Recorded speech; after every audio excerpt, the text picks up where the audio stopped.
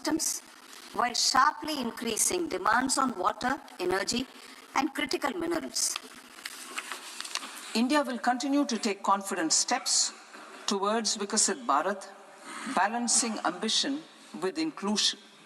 As a growing economy with expanding trade and capital needs, India must also remain deeply integrated with global markets, exporting more and attracting stable long-term investment.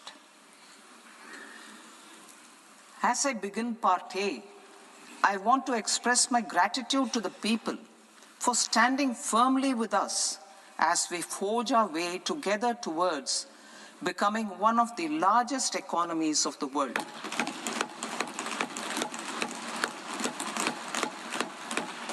Our aim is to transform aspiration into achievement and potential into performance as we ensure that the dividends of growth reach every farmer, the scheduled caste, the scheduled tribes, the nomads, the youth, the poor, and the women. In Vikasit Bharat Young Leaders Dialogue 2026, several innovative ideas were shared with our Prime Minister, which have inspired many of the proposals, making this a unique Yuva Shakti-driven budget. Our government's sankalp is to focus on our poor, underprivileged, and the disadvantaged. To deliver on this sankalp, and given that this is the first budget prepared in Kartavya Bhavan, we are inspired by three Kartavya. Our first Kartavya is to accelerate and sustain economic growth by enhancing productivity and competitiveness and building resilience to volatile global dynamics. Our second Kartavya is to fulfill aspirations of our people and build their capacity, making them strong partners in India's path to prosperity. Our third Kartavya, aligned with our vision of Sabka Saath, Sabka Vikas, is to ensure that every family, community, region, and sector has access to resources, amenities, and opportunities for meaningful participation. This threefold approach requires a supportive ecosystem. The first requirement is to sustain the momentum of structural reforms, continuous, adaptive, and forward-looking. Second, a robust and resilient financial sector is central to mobilizing savings, allocating capital efficiently, and managing risks. Third, cutting-edge technologies, including AI applications, can serve us as force multipliers for better governance. Reform Express. Our government has undertaken comprehensive reforms towards creating employment, boosting productivity, and accelerating growth. After the Prime Minister's announcement on Independence Day in 2025, over 350 reforms have been rolled out. This includes GST simplification, notification of labor codes, and rationalization of mandatory quality control orders. High-level committees have been formed, and in parallel, the central government is working with the state governments on deregulation and reducing compliance requirements. The Reform Express is well on its way and will maintain its momentum to help us fulfill our Kartavya. I now move to specific proposals. Under our first Kartavya, to accelerate and sustain economic growth, I propose interventions in 6 areas. 1. Scaling up manufacturing in 7 strategic and frontier sectors. 2. Rejuvenating legacy industrial sectors. 3. Creating champion MSMEs. 4. delivering a powerful push for infrastructure. 5, ensuring long-term security and stability. And 6, developing city economic regions. Scaling up of manufacturing in 7 strategic and frontier sectors. Biopharma Shakti, meaning biopharma strategy for health advancement through knowledge, technology, and innovation. India's disease burden is observed to be shifting towards non-communicable diseases like diabetes, cancer, and autoimmune disorders. Biologic medicines are key to longevity and quality of life at affordable costs. To develop India as a global biopharma manufacturing hub,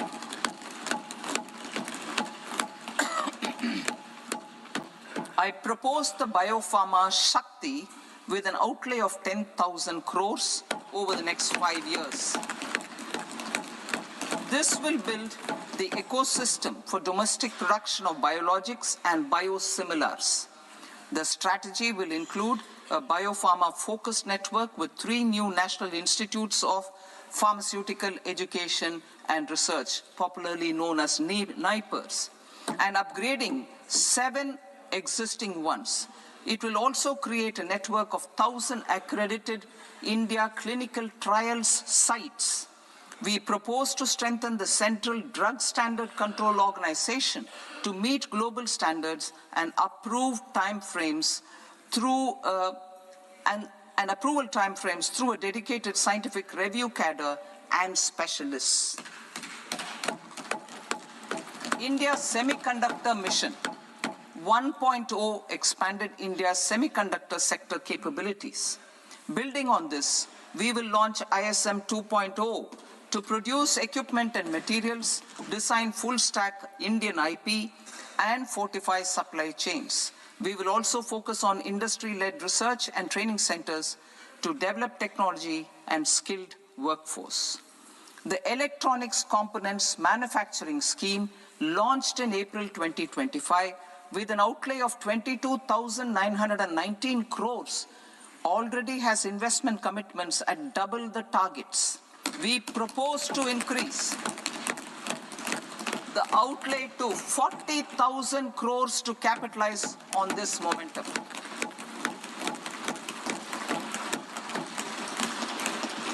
A scheme for rare earth permanent magnets was launched in 2025 November. We now propose to support the mineral-rich states of Odisha, Kerala, Andhra Pradesh, and Tamil Nadu to establish dedicated rare earth corridors to promote mining, processing, research, and manufacturing. To enhance domestic chemical production and reduce import dependency, we will launch a scheme to support states in establishing 3 dedicated chemical parks through challenge route on a cluster-based plug-and-play model. Strong capital goods.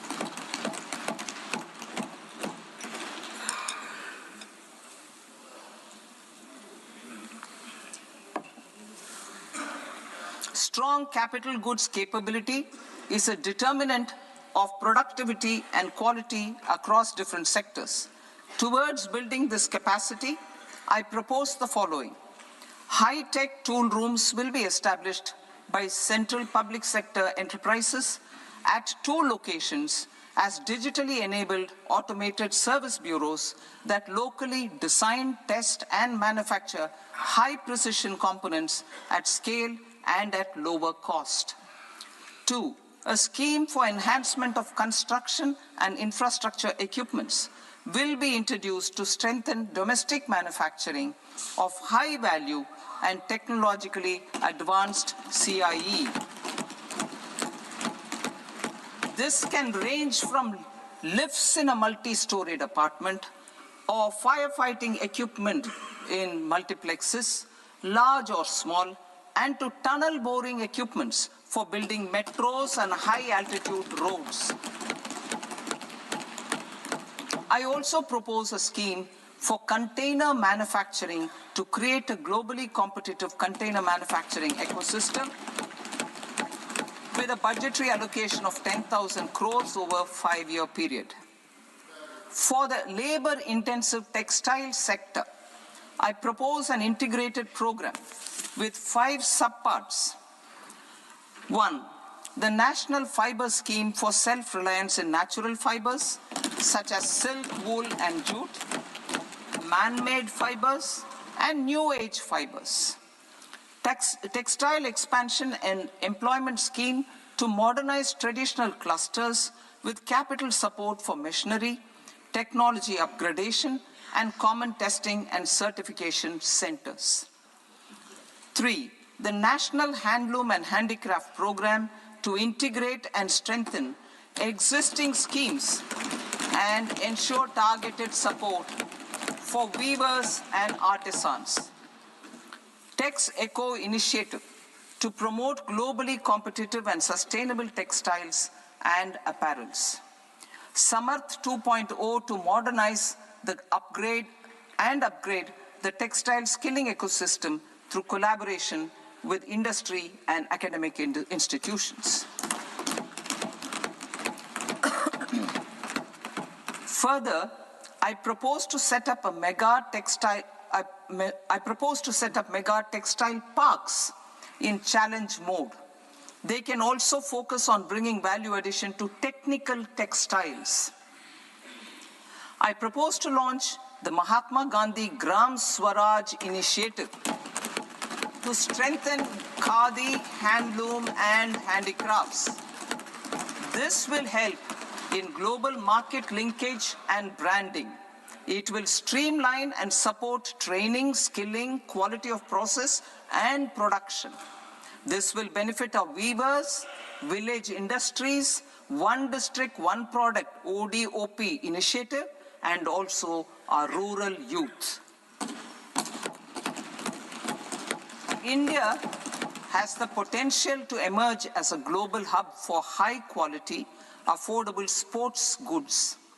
I propose a dedicated initiative for sports goods that will promote manufacturing, research, and innovation in equipment design, as well as material sciences. Rejuvenation of legacy industrial clusters. I propose to introduce a scheme to revive 200 legacy industrial clusters to improve their cost competitiveness and efficiency through infrastructure and technology upgradation. Creating champion SMEs and supporting micro enterprises. Recognizing MSMEs as a vital engine of growth, I propose a 3-pronged approach to help them grow as champions. Equity support. I propose to introduce a dedicated 10,000 crores SME growth fund to create future champions, incentivizing enterprises based on select criteria. I also propose to top up the Self-Reliant India Fund set up in 2021 with 2,000 crores to continue support to micro enterprises and maintain their access to risk capital. Liquidity support. With TREDS, more than 7 lakh crore has been made available to MSMEs. To leverage its full potential, I propose 4 measures. 1, mandate TREDS as the transaction settlement platform for all purchases from MSMEs by CPSEs, serving as a benchmark for other corporates. 2, introduce a credit guarantee support mechanism through CGTMSE for invoice discounting on TREDS platform. 3, link GEM with TREDS for sharing information with financiers about government purchases from MSMEs, encouraging cheaper and quicker financing. 4, introduce TREDS receivables as asset-backed securities helping develop a secondary market, enhancing liquidity and settlement of transactions. Professional support. Government will facilitate professional institutions such as the ICAI, ICSI, ICMAI to design short-term modular courses and practical tools to develop a cadre of corporate mitras, especially in Tier 2 and Tier 3 towns. These accredited para-professionals will help MSMEs meet compliance requirements at affordable costs. Infrastructure. During this past decade, our government has undertaken several initiatives for large-scale enhancement of public infrastructure, including through new financing instruments such as Infrastructure Investment Trust (InvITs) and Real Estate Investment Trust (REITs), and institutions like NIIF and NABFID. We shall continue to focus on developing infrastructure in cities with over 5 lakh population, that is Tier 2, Tier 3 cities, which have expanded to become growth centers. Public capital expenditure has increased manifold from 2 lakh crore in 2014-15 to an allocation of 11.2 lakh crore in BE 25-26. In this coming year, that is financial year 2026-27, I propose to increase it to 12.2 lakh crores to continue the momentum. To strengthen the confidence of private developers regarding risks during infrastructure development and construction phase, I propose to set up an infrastructure risk guarantee fund to provide prudentially calibrated partial credit guarantee to lenders. Over the years, REITs have emerged as a successful instrument for asset monetization. I propose to accelerate recycling of significant real estate assets of the CPSEs through the setting up of dedicated REITs. To promote environmentally sustainable movement of cargo, I propose to 1. Establish new dedicated freight corridors connecting Dankuni in the east to Surat in the west. Operationalize 20 new national waterways over the next 5 years. Starting with National Waterways 5 in Orissa to connect mineral-rich areas of Talcher and Angul and industrial centers like Kalinga Nagar to the ports of Paradip and Dhamra. Training institutes will be set up as regional centers of excellence for development of required manpower for these waterways. This will benefit youth in the entire stretch of the waterways to train and acquire skills. Further, a ship repair ecosystem catering to inland waterways will also be set up at Varanasi and Patna. And C, launch a coastal cargo promotion scheme for incentivizing a modal shift from rail to road to increase the share of inland waterways and coastal shipping from 6% to 12% by 2047. To enhance last mile and remote connectivity and promote tourism, I propose to give incentives to indigenize manufacturing of seaplanes. A seaplane VGF scheme will be also introduced to provide support for operations. Carbon capture, utilization and storage. Aligning with the roadmap launched in December 2025, the carbon capture, utilization and storage technologies at scale will achieve higher readiness and in end-use application across 5 industrial sectors, including power, steel, cement, refineries, and chemicals. An outlay of 20,000 crore is proposed over the next 5 years for this purpose. City economic regions. Cities are India's engines of growth, innovation, and opportunities. We shall now focus on Tier 2, Tier 3 cities, and even temple towns, which need modern infrastructure and basic amenities. This budget aims to further amplify the potential of cities to deliver the economic power of agglomerations by mapping city economic regions based on their specific growth drivers.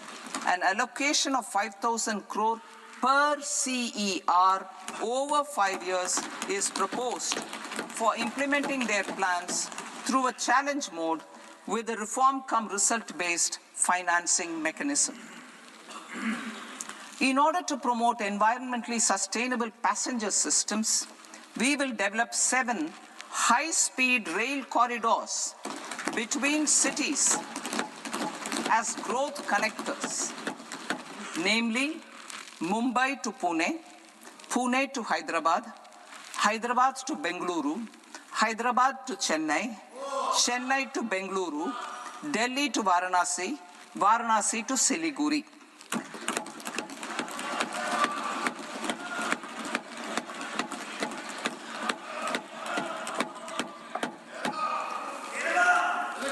Financial sector.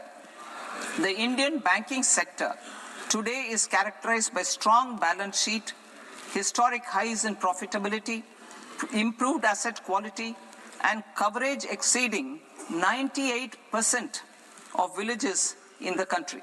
At this juncture, we are well placed to futuristically evaluate the measures needed to continue on the path of reform-led growth of this sector.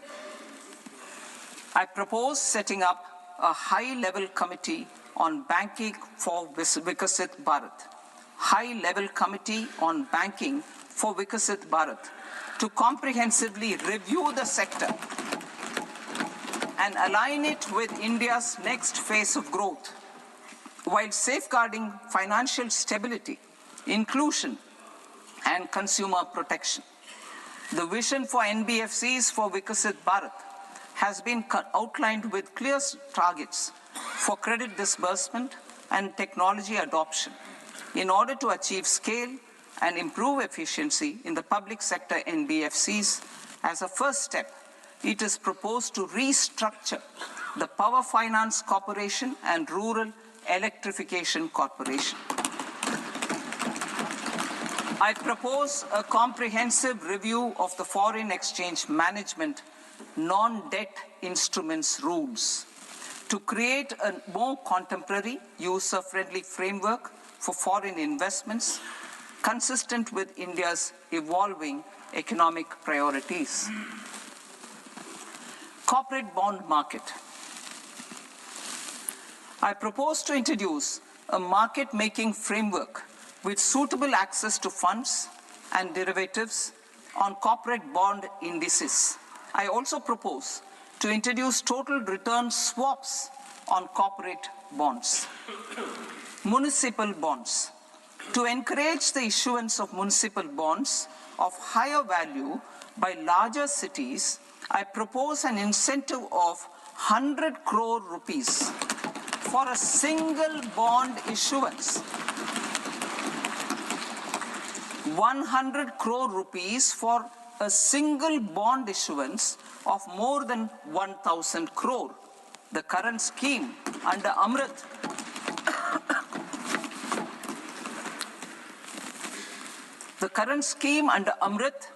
which incentivizes issuances up to 200 crores only, will also continue to support smaller and medium towns. That will also continue to support the smaller and medium towns. Ease of doing business. Individual persons resident outside India, PROI, will be permitted to invest in equity instruments of listed Indian companies through the Portfolio Investment Scheme. It is also proposed to increase the investment limit for an individual PROI under the scheme from 5% to 10%, with an overall investment limit for all individual PROIs to 24% from the current 10%. Emerging technologies including AI. 21st century is technology-driven. Adoption of technology is for the benefit of all people. Farmers in the field, women in STEM, youth keen to upskill, and Divyangjan to access newer opportunities. The government has taken several steps to support new technologies through AI Mission, National Quantum Mission, Anusandhan National Research Fund, and Research and Development and Innovation Fund. Our second kartavya is to fulfill aspirations and build capacities. Close to 25 crore individuals have come out of multi-dimensional poverty through a decade of our government's sustained and reform-oriented efforts.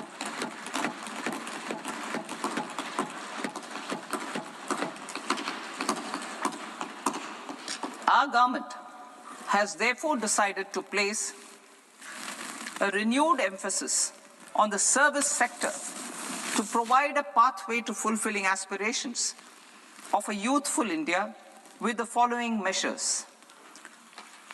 I propose to set up a high-powered Education to Employment and Enterprises Standing Committee to recommend measures that focus on services sector as a core driver of Vikasit Bharat. This will make us a global leader in services with a 10% global share by 2047.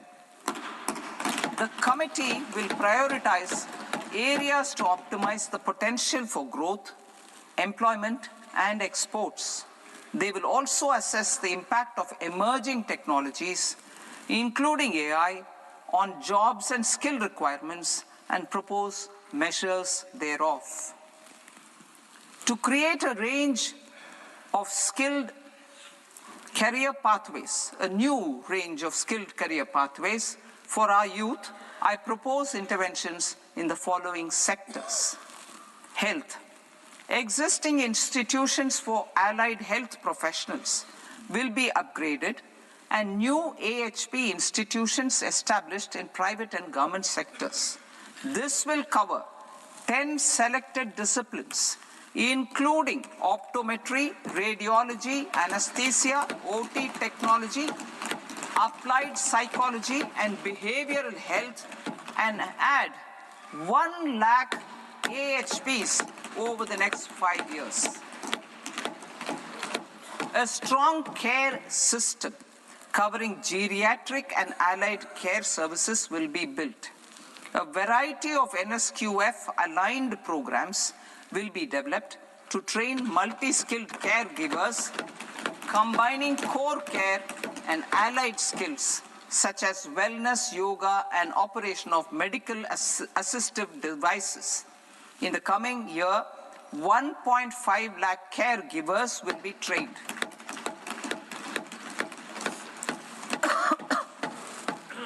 Hubs for medical value tourism. To promote India as a hub for medical tourism services, I propose to launch a scheme to support states in establishing 5 regional medical hubs in partnership with the private sector. These hubs will serve as integrated healthcare complexes that combine medical, educational, and research facilities. They will have Ayush centers, medical value tourism facilitation centers, and infrastructure for diagnostics, post-care, and rehabilitation.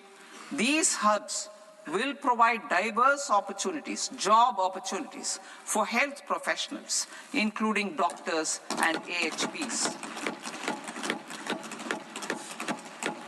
Ancient Indian yoga, already respected in several parts of the world, was given a mass global recognition when Honorable Prime Minister took it to the UN. Post-COVID, Ayurveda gained a similar global acceptance and recognition. Exporting quality Ayurveda products helps farmers who grow the herbs and youth who process the products. To meet growing global demand, a few more steps are being taken. I propose to, 1, set up 3 new All India Institutes of Ayurveda. 2, upgrade Ayush pharmacies and drug testing labs for higher standards of certification ecosystem and make available more skilled personnel. 3, upgrade the WHO Global Traditional Medicine Center in Jalna to bolster evidence-based research, training, and awareness for traditional medicine. Animal husbandry. Livestock contributes to close to 16% of farm income, including of poor and marginal households. To scale up availability of veterinary professionals by more than 20,000, I propose to roll out a loan-linked capital subsidy support scheme for establishment of veterinary and para-veterinary colleges, veterinary hospitals, diagnostic laboratories, and breeding facilities in private sector. Collaboration between Indian and foreign institutions will also be facilitated. Orange economy. India's animation, visual effects, gaming and comics sector, AVGC sector, is a growing industry projected to require 2 million professionals by 2030. I propose to support the Indian Institute of Creative Technologies, Mumbai, in setting up AVGC content creator labs in 15,000 secondary schools all over the country and 500 colleges. The Indian design industry is expanding rapidly, and yet there is a shortage of Indian designers. I propose to establish, through Challenge Route, a new National Institute of Design to boost design education and development in the eastern region of India. Education. Our government will support states through Challenge Route in creating 5 university townships in the vicinity of major industrial and logistics corridors. These planned academic zones will host multiple universities, colleges, and research institutions, skill centers, and residential complexes. In higher education, STEM institutions, prolonged hours of study and laboratory work pose some challenges for girl students. Through VGF, Viability Gap Funding and capital support, 1 girls' hostel will be established in every district.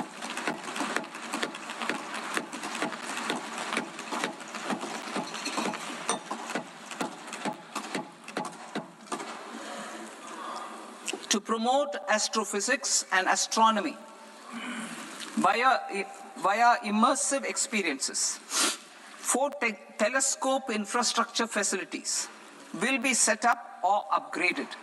The National Large Solar Telescope, the National Large Optical Infrared Telescope, the Himalayan Chandra Telescope, and the Cosmos 2 Planetarium. Tourism. The tourism sector has the potential to play a large role in the employment generation, forex earnings, and expanding the local economy. I propose to set up a National Institute of Hospitality by upgrading the existing National Council for Hotel Management and Catering Technology. It will function as a bridge between academia, industry, and government. I also propose a pilot scheme for upskilling 10,000 guides in 20 iconic tourist sites through a standardized, high-quality, 12-week training course in hybrid mode in collaboration with the Indian Institute of Management. A national destination digital knowledge grid will be established to digitally document all places of significance, cultural, spiritual, and heritage.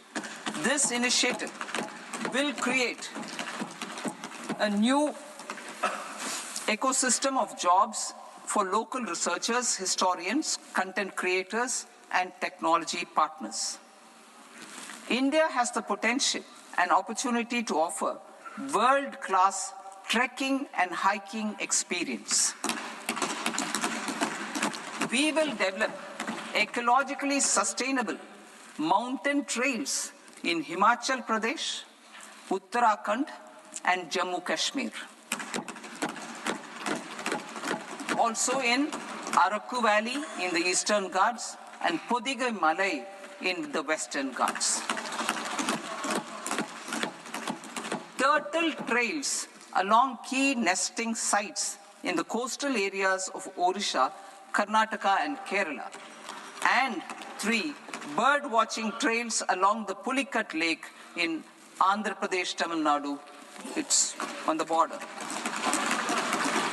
Under the visionary leadership of Honorable Prime Minister, we established the International Big Cat Alliance in 2024. This year, India is hosting the first ever Global Big Cat Summit, where heads of governments and ministers from 95 range countries will deliberate on collective strategies for conservation. Heritage and culture tourism. I propose to develop 15 archaeological sites, including Lothal, Dholavira, Rakhi Gadi, Adichanallur, Saranath, Hastinapur, and Leh Palace into vibrant experiential cultural destinations. Excavated landscapes will be open to the public through curated walkways. Immersive storytelling skills and technologies will be introduced to help conservation labs, interpretation centers, and guides. The sports sector provides multiple means of employment, skilling, and job opportunities. Taking forward the systematic nurturing of sports talent which is set in motion through the Khelo India program earlier, I propose to launch a Khelo India mission to transform the sports sector over the next decade. The mission will facilitate an integrated talent development pathway supported by training centers which are foundational, intermediate, and elite levels. B, systematic development of coaches and support staff. C, integration of sports science and technology. D, competitions and leagues to promote sports culture and provide platforms. And E, development of sports infrastructure for training and competition. Our third Kartavya aligns with our vision of Sabka Saath, Sabka Vikas towards Vikasit Bharat. This requires targeted efforts for 1, increasing farmer incomes through productivity enhancement and entrepreneurship, with special attention to small and marginal farmers. B, empowering Divyangjan through access to livelihood opportunities, training, and high-quality assistive devices. C, empowering the vulnerable to access mental health and trauma care. D, focus on the Purvodaya states and the Northeast region to accelerate development and employment opportunities. Fisheries. We will undertake initiatives for integrated development of 500 reservoirs and Amrit Sarovars. 2, strengthen the fisheries value chain in coastal areas and enable market linkages involving startups and women-led groups together with fish farmer producer organizations. Animal husbandry. To provide quality employment opportunities in rural and peri-urban areas, we will support the animal husbandry sector in entrepreneurship development through A, a credit-linked subsidy program, B, scaling up and modernization of livestock enterprises, C, enhanced creation of livestock, dairy and poultry,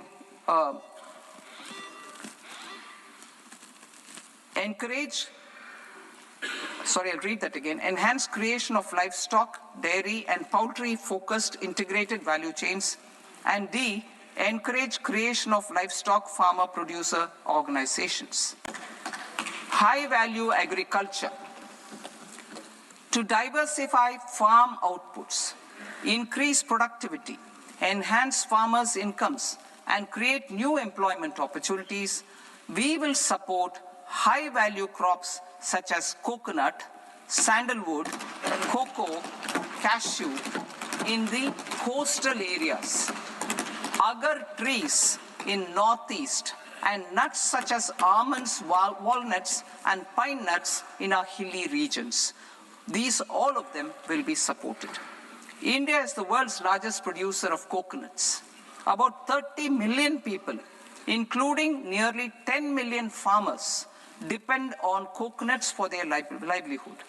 To further enhance competitiveness in coconut production, I propose a coconut promotion scheme to increase production and enhance productivity through various interventions, including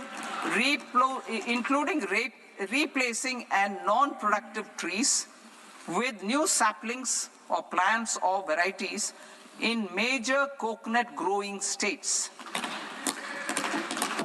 A dedicated program is proposed for Indian cashew and cocoa to make India self-reliant in raw cashew and coconut production and processing, enhance export competitiveness, and transform Indian cashew and Indian cocoa into premium global brands by 2030.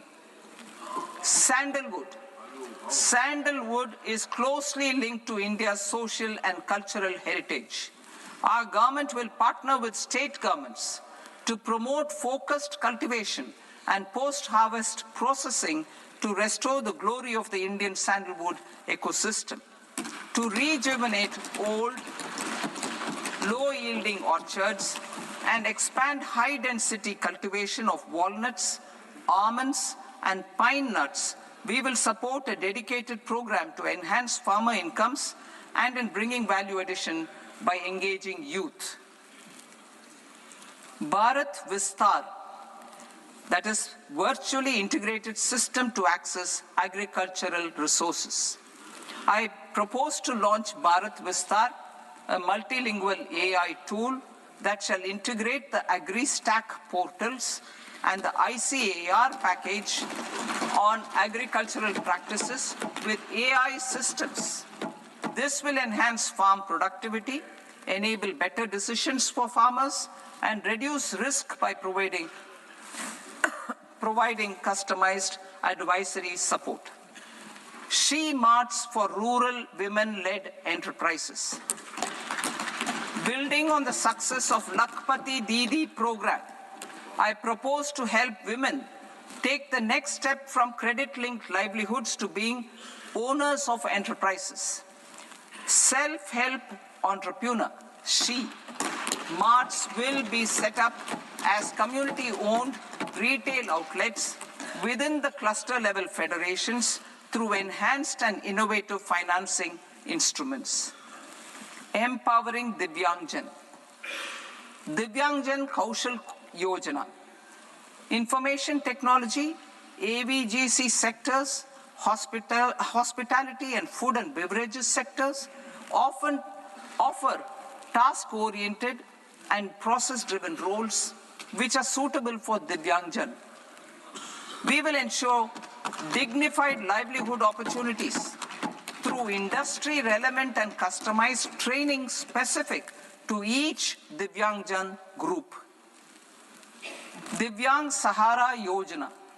Timely access to high-quality assistive devices for all eligible Divyangjan is a fundamental need.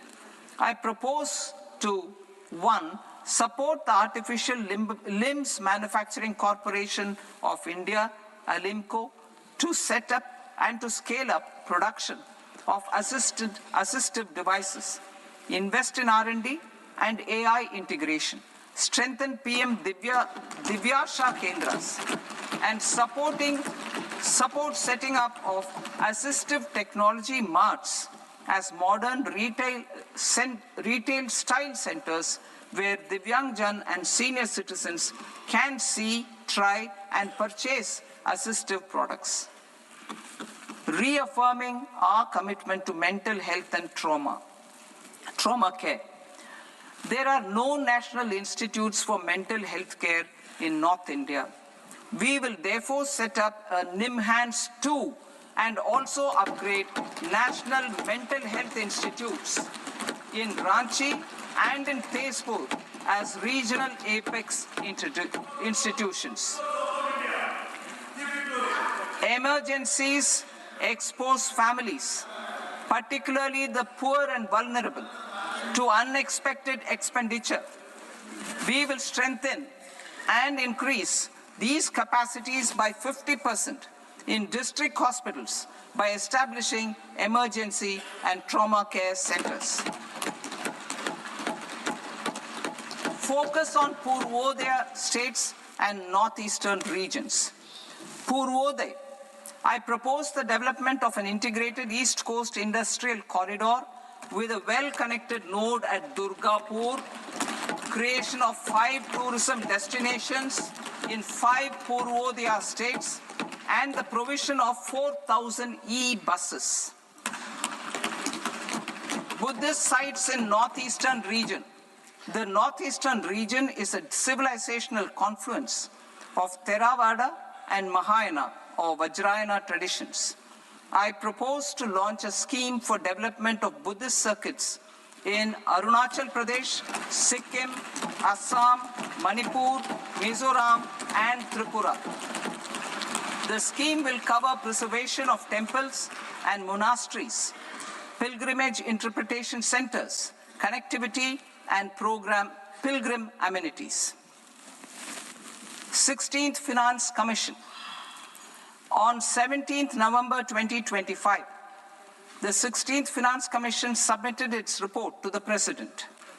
As mandated under Article 281 of the Constitution, the government is to lay the report along with the explanatory memorandum on the action taken report on the recommendations of the Commission in Parliament, which, Sir, Honourable Speaker, you've allowed me to do at the commencement of this session. The government has accepted the recommendation of the Commission to retain the vertical share of devolution at 41%. As recommended by the Commission, I have provided 1.4 lakh crores of rupees to the states for the year 2026-2027 as Finance Commission grants. These include rural and urban local body and disaster management grants. Fiscal consolidation. Government has been delivering on our fiscal commitments consistently without compromising on social needs. To strive towards accepted standards of fiscal management in Budget 25-26, I had indicated that the central government would target reaching a debt to GDP ratio of 50 plus or minus 1% by 2030-31. In line with this, the debt to GDP ratio is estimated to be 55.6% of GDP in BE 26-27, compared to 56.1% of GDP in RE 25-26. A declining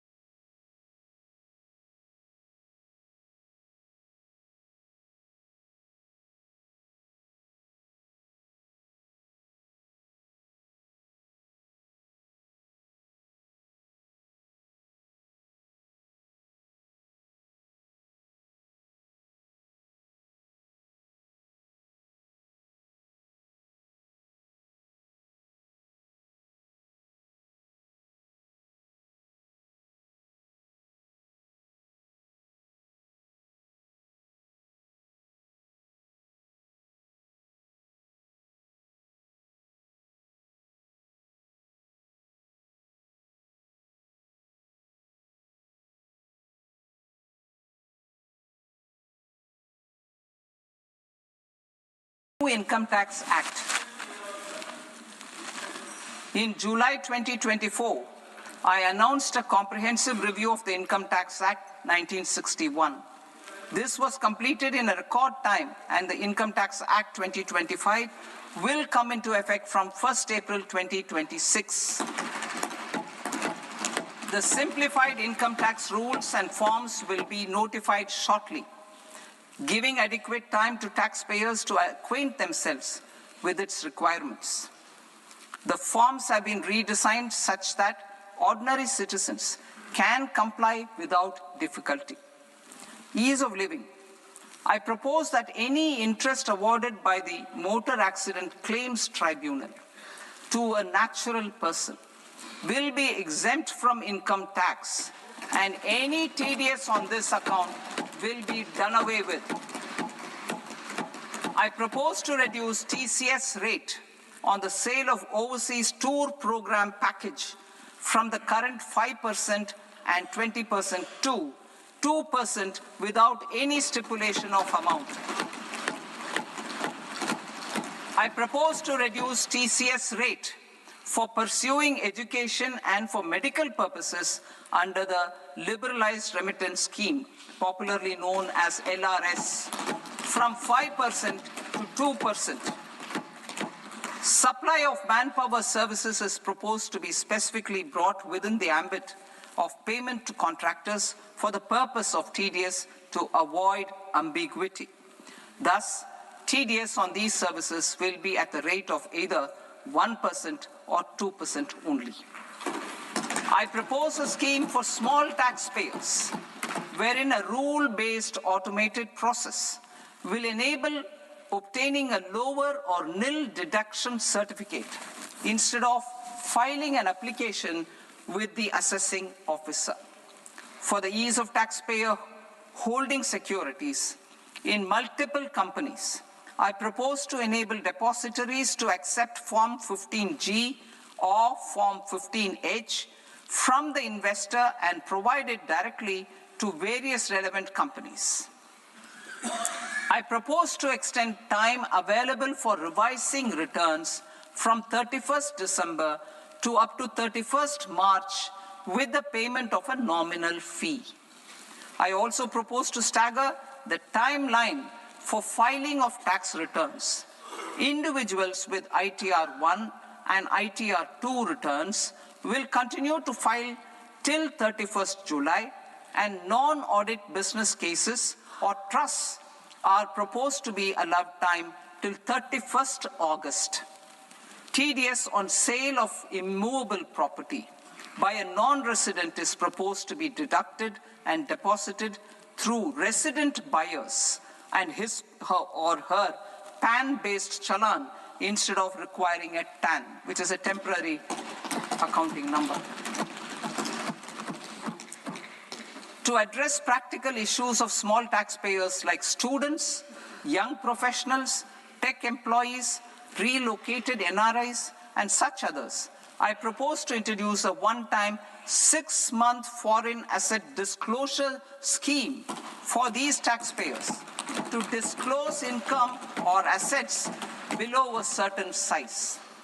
This scheme would be applicable for two categories of taxpayers, namely, A, who did not disclose their overseas income or assets, and B, who disclosed their overseas income and or paid due tax but could not declare the asset acquired. For category A, the limit of undisclosed income or asset is proposed to be up to 1 crore rupees.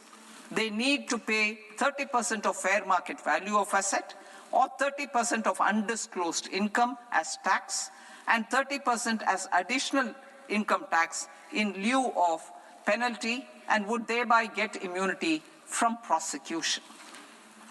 For category B, asset value is proposed to be up to 5 crore rupees. Here, immunity from both penalty and prosecution will be available with a payment of fee of 1 lakh rupees. Rationalizing penalty and prosecution. Multiplicity of proceedings are hindrance to the ease of doing business. I propose to integrate assessment and penalty proceedings by way of a common order for both. There will be no interest liability on the taxpayer on the penalty amount for the period of appeal before the first appellate authority, irrespective of the outcome of appeal process. Further,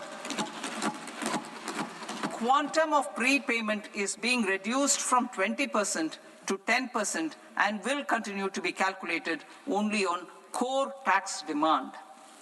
As an additional measure for reducing litigation, I propose to allow taxpayers to update their returns even after reassessment proceedings have been initiated, and an additional 10% tax rate over and above the rate applicable for the relevant year.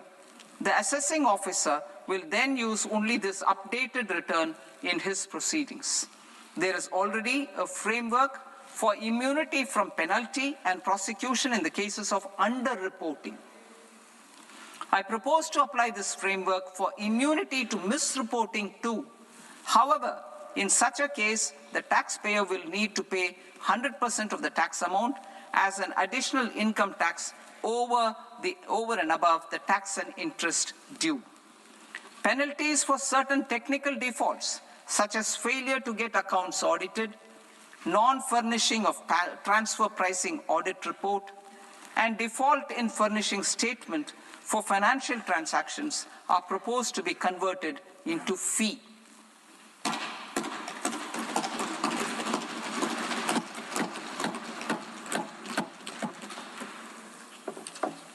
I propose to rationalize prosecution framework under Income Tax Act while maintaining a careful balance for deterrence in some serious offense. Non-production of books of account and documents and requirement of TDS payment where payment is made in kind are being decriminalized. Further, minor offenses will attract fine only. The remaining prosecutions will be graded commensurate with the quantum of offense. They will entail only simple imprisonment with maximum imprisonment reduced to 2 years and power to courts to convert even those into fines. There is no penalty. There's no penalty presently for non-disclosure of non-immovable foreign assets with aggregate value less than 20 lakh rupees. I propose to also provide them with immunity from prosecution with retrospective effect from 1/10/2024.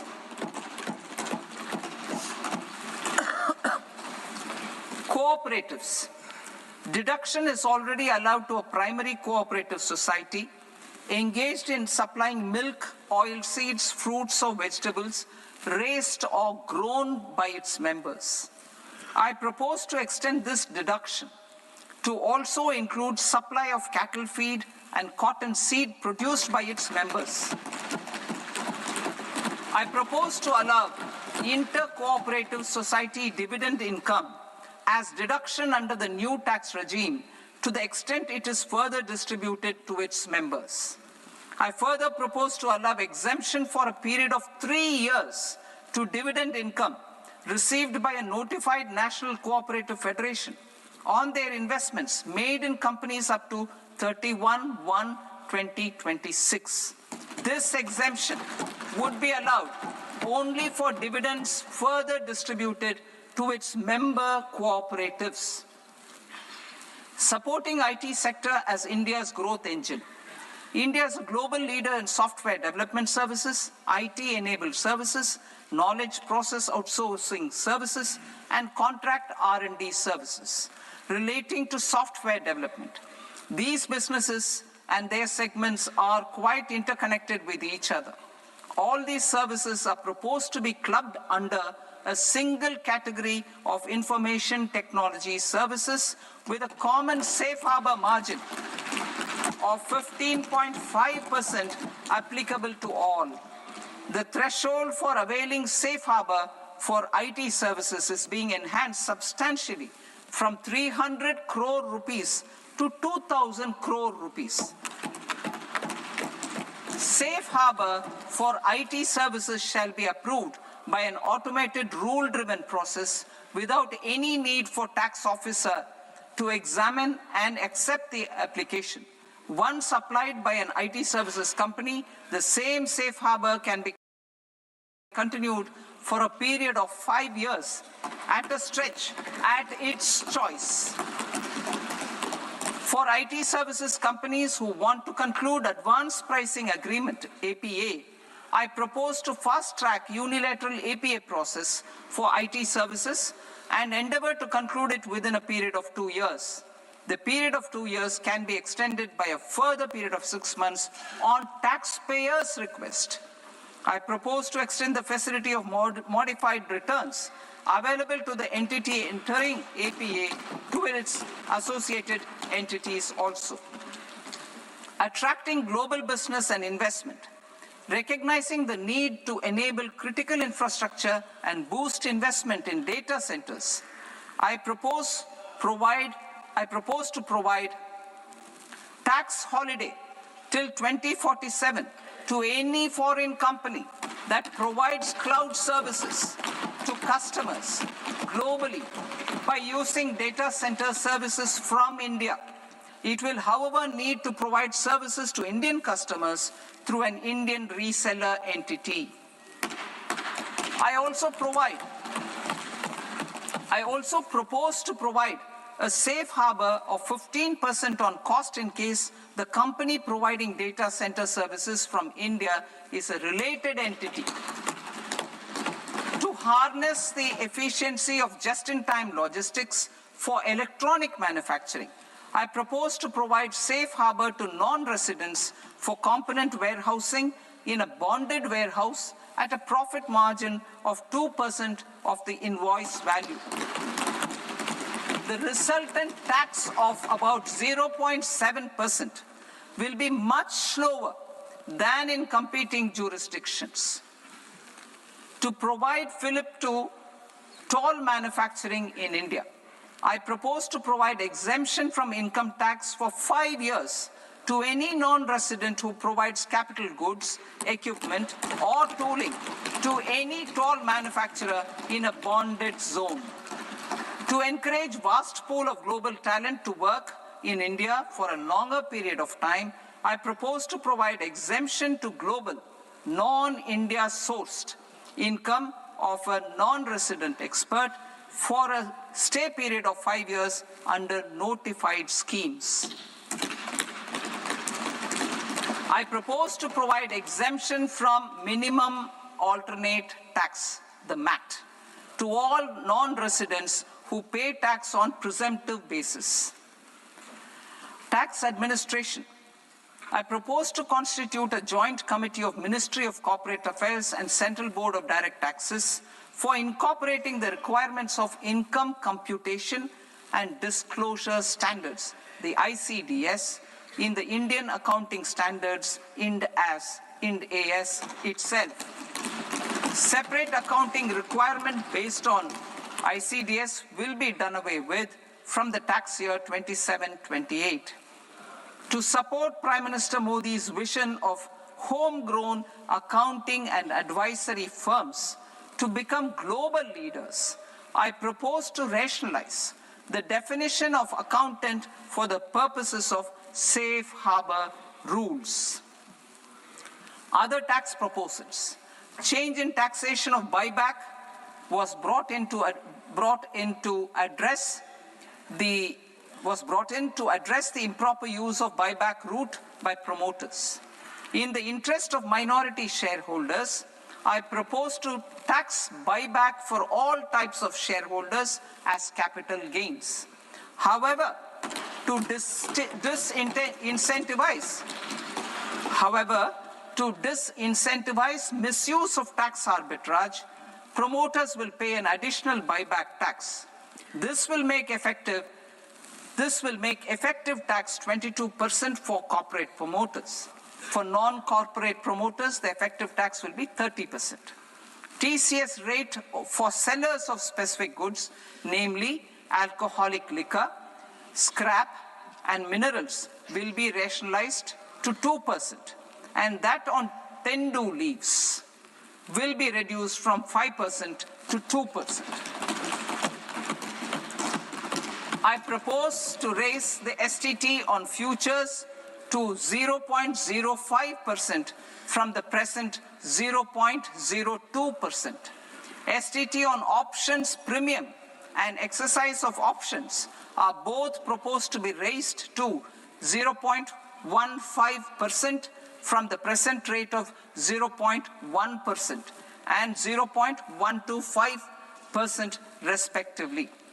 We reformed the taxation landscape for corporates in 2019 by providing them a simplified regime with lower tax rate so that they could productively focus on business rather than on claim of deductions and exemptions.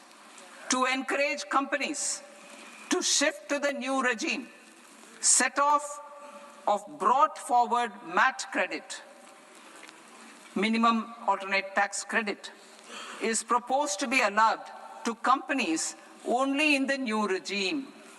Set off using available MAT credit is proposed to be allowed to an extent of 1/4 of the tax liability in the new regime.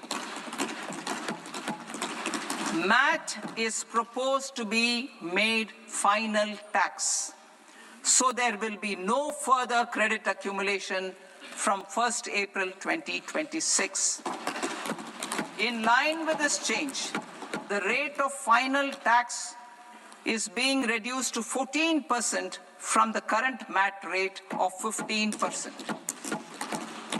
The brought forward MAT credit of taxpayers accumulated till 30th March 2026 will continue to be available to them for set-off as above. Indirect taxes. I shall now take up proposals related to indirect taxes.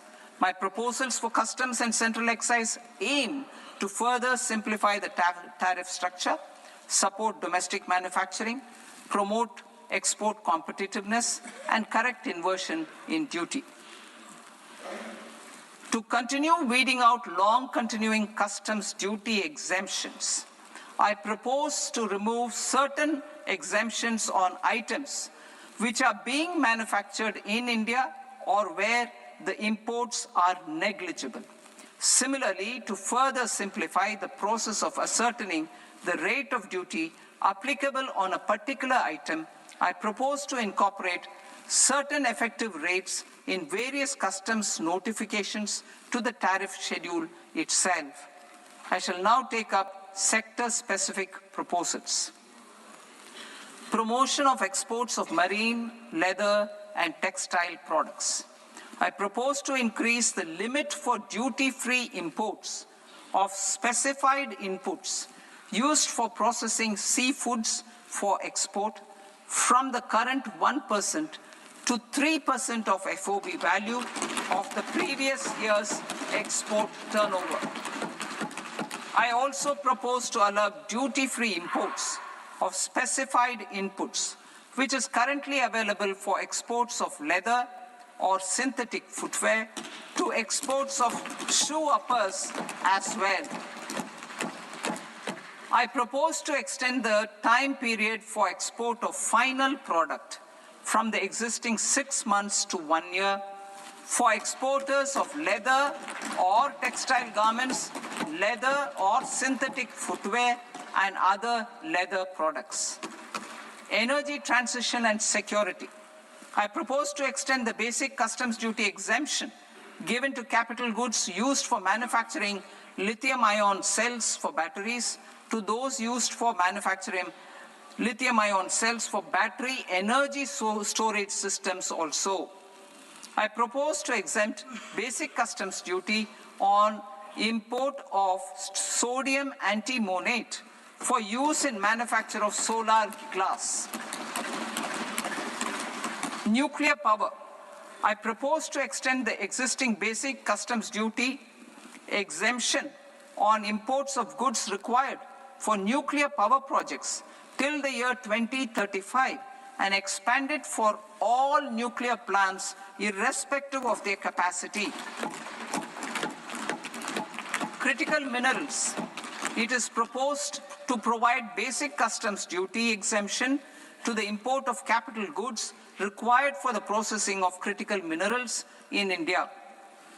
Biogas blended CNG. I propose to exclude the entire value of biogas while calculating the central excise duty payable on biogas blended CNG.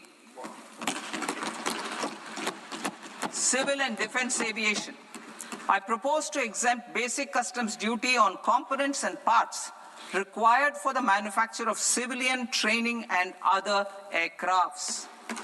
It is proposed to exempt basic customs duty on raw materials imported for the manufacture of parts of aircraft to be used in maintenance, repair, or overall requirements by units in the defense sector. Electronics.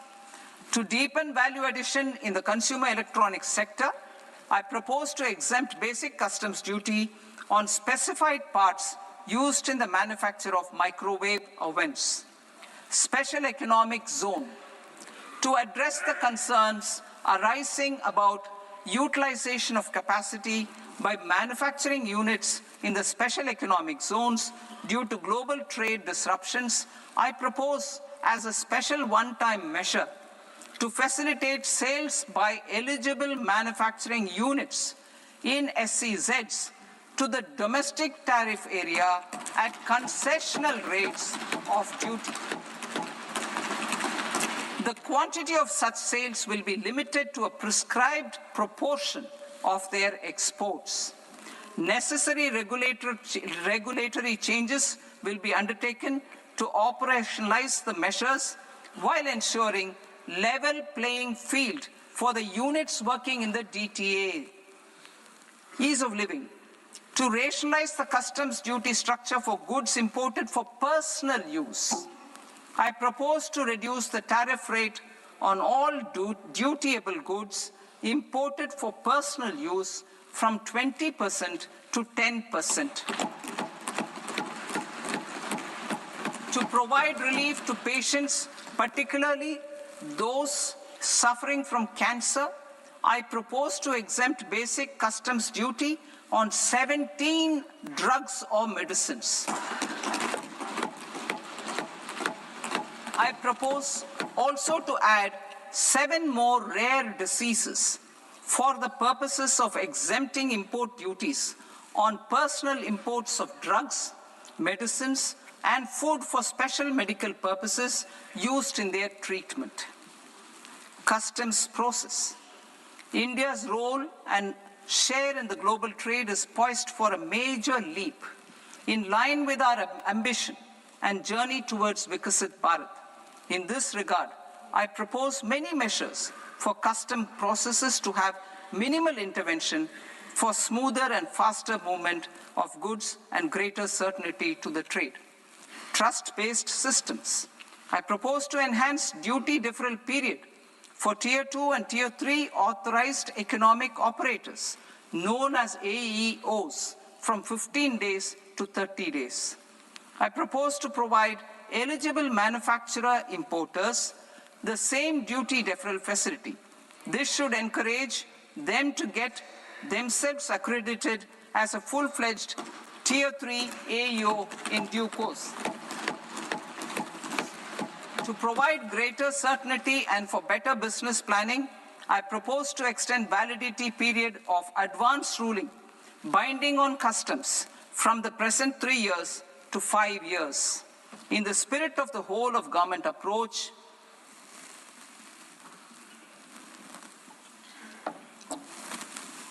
government agencies will be encouraged to leverage AEO accreditation for preferential treatment in clearing their cargo. Regular importers with trusted, long-standing supply chains will be recognized in the risk system so that the need for verification of their cargo every time can be minimized. Export cargo using electronic sealing. Export cargo using electronic sealing will be provided through clearance from the factory premises to the ship.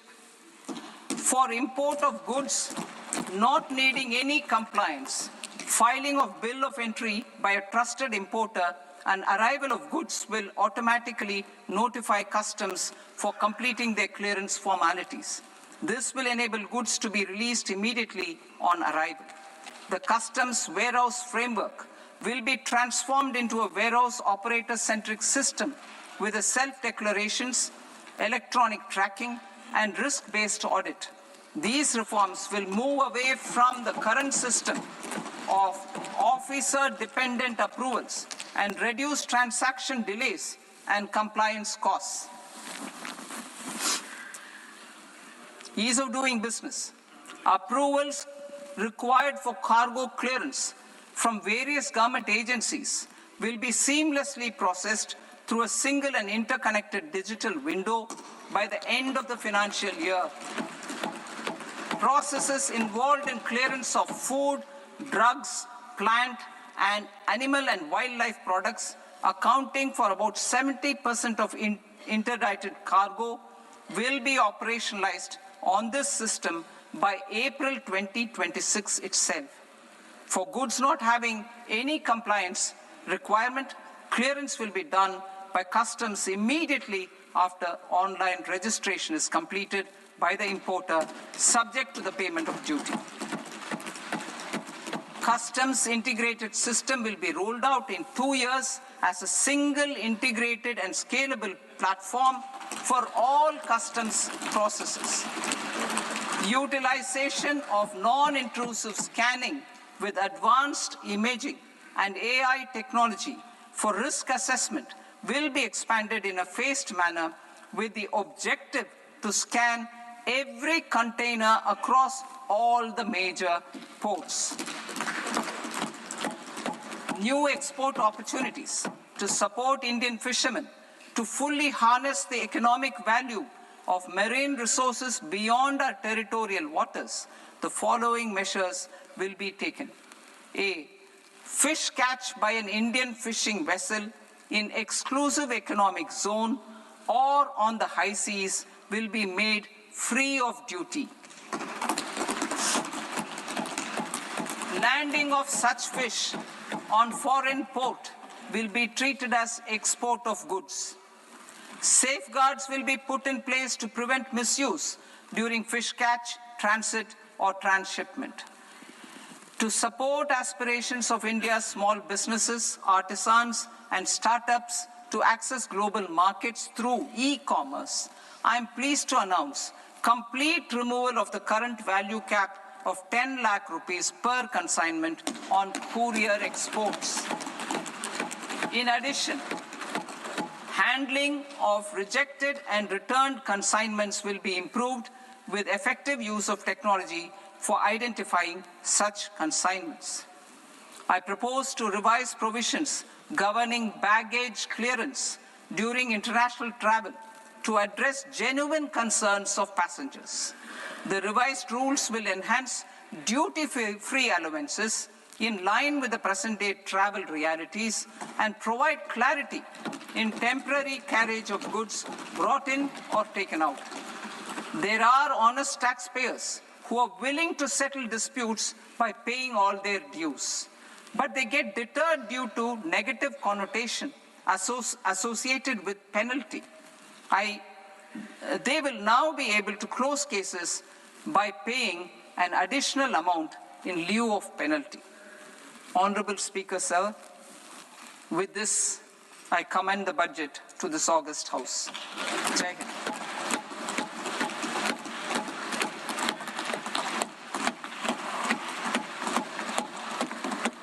One and a half hours. Item number 3, माननीय वित्त मंत्री जी.